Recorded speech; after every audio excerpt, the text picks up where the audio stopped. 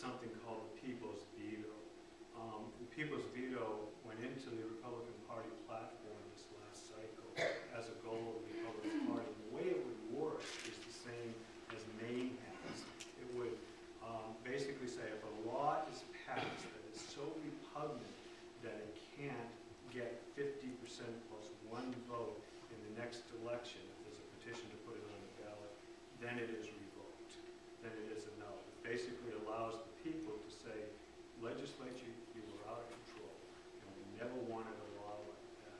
We think that that's very important because that's a systemic change that will prevent some of what has been viewed as the more outrageous social legislation, or if some legislature in the past puts in place an income tax that people can say we just don't want. So, going beyond that, a lot of great ideas, but if we get more than 2 or 3 constitutional amendments, we'll lose them all.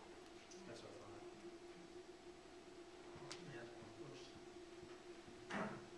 David Scott from Dover. Hi. Bill, could you say something about the LGC, the Local Government Center? It seems to me it's a lobbying group for the unions. Well, they lobbied in my caucus against me becoming speaker. So. Well, are they a legal group? Because I think Dover gives them $2 million a year for a number of different things. Yeah. I'm trying to figure out what it's for. You have to be careful what I say about the local government center because I'm not the fans of it. When I was there the first term, I sponsored a bill to forbid any group that receives state funds or public funds at all from using those funds to lobby the legislature or to fund a political campaign. I have to tell you, in a very sad way, quite impressed with the ability of the local government center to roll out all kinds of boards of selectmen, members, school board members, and I must say legislators to speak in opposition to that bill, and they killed it. They have, that group has the I think it's 5 lawyers plus a general counsel who are constantly in the legislature promoting their agenda. They're a very difficult group to deal with. They have a lot of support among town and city officials, and I think it's unwarranted. And I get concerned about where they get their funds. They run the state health care plan, which is my understanding is the 3rd largest such plan in the country. We have only 2 larger being plans in California. They have state law that says towns, if they're going to contract for group coverage, have to go through the local government center to do it. Wow. They're a group that's very troublesome to me.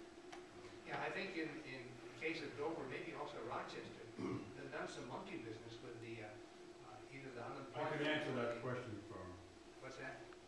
Bob Baker, retired firefighter from the city of Dover.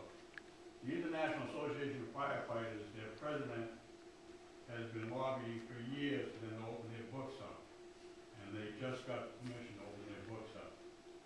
They're going into another, they went all the way to the Supreme Court, if I'm not mistaken. And they won their fight.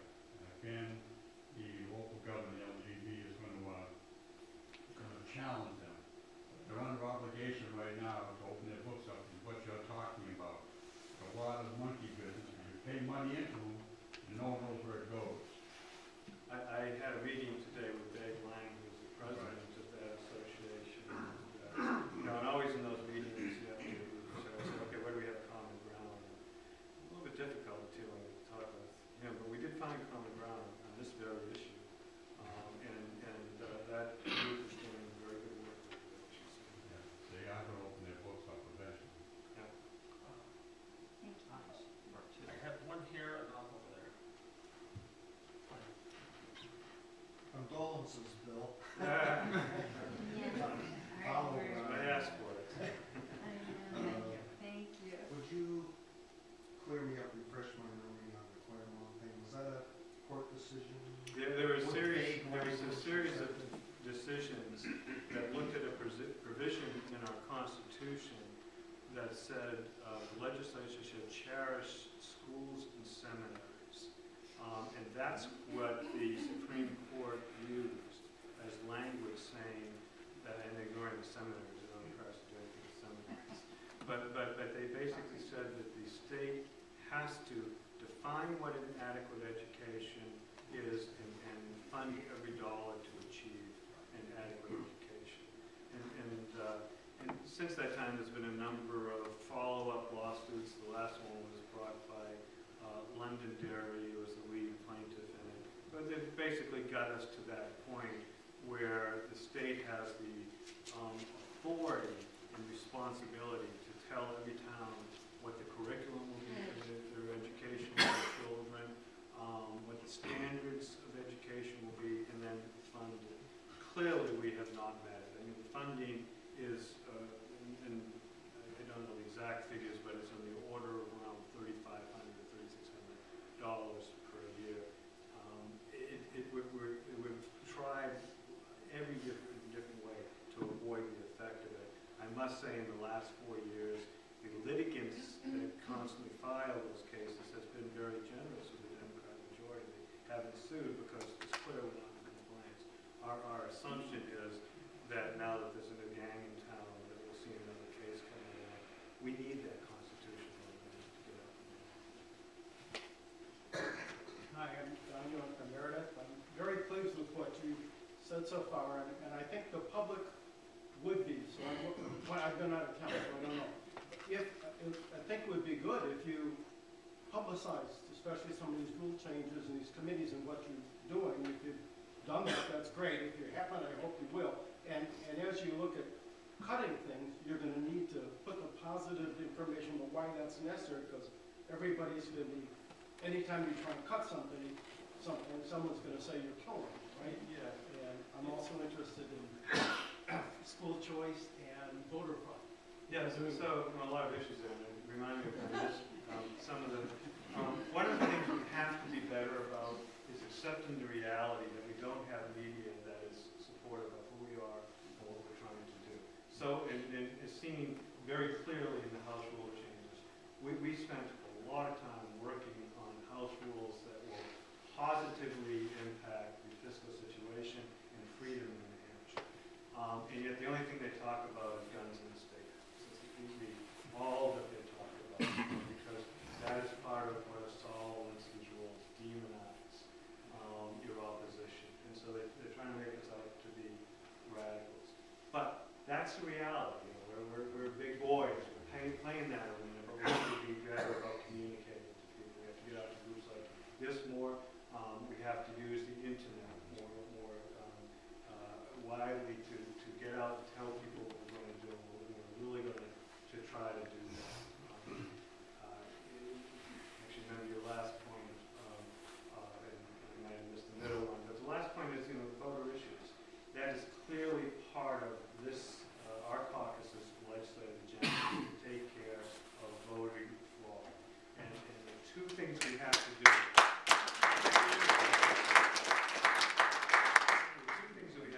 Legislation's been filed is to redefine domiciliary for voting purposes. If you look at our Constitution, it says that anyone who is a domiciliary of New Hampshire can vote. And over time, by practice, and now in statute that's been in there the last 4 years, it essentially allows anyone to say, I have an instantaneous thought that I'm a New Hampshire resident, and I'm going to walk in and vote. And that thought may pass. That feeling may pass as they drop the ballot into the box. And they put laws in place. They put laws in place saying that, for example, voting can't be used to determine whether you're a resident for purposes of paying taxes or getting a license or registering your car or anything else. We're going to tighten up that definition. We're going to move much closer to being what the definition of being a resident in New Hampshire is. I look at towns like Plymouth and Keene and Hanover, and particularly Plymouth. They have lost the ability to govern themselves. Because what happens is that the figures in Plymouth, I think, were that they have around 1,100, 1,200 registered voters. They go into these general elections with, have 900 same-day registrations, which are the kids coming out of the school. basically doing what I did when I was a kid and foolish, voting as a liberal. You know, and that's what kids do. They don't have life experience, and they just vote their feelings. And they've taken away the town's ability to govern themselves. And it's not fair. In Grafton, they had a young woman out of Dartmouth run in 2008 for county treasurer. She was a resident of Montana, and she got herself elected. They had to go find her, and she wasn't showing up at meetings. And they go look at her school vacation time, and she's back in Montana. It's outrageous. So one of the things we have to do is tighten up the definition of what it is to be a resident and be allowed to vote in New Hampshire. The second thing we have to do is have photo ID. Yes.